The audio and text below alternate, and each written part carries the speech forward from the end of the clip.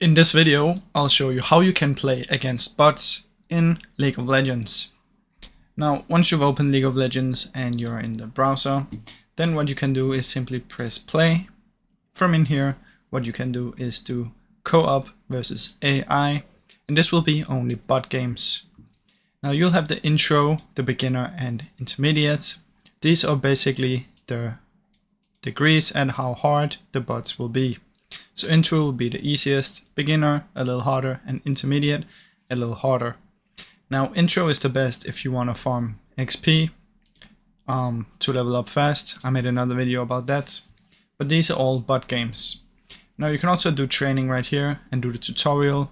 It will also be against bots. Now the third one you can do is create a custom game. Confirm right here. And then you can add bots on the enemy team. You can choose their intro, beginner, or intermediate right here. And you can add as many as you want and on your own team. That's basically how you can play against bots in League of Legends.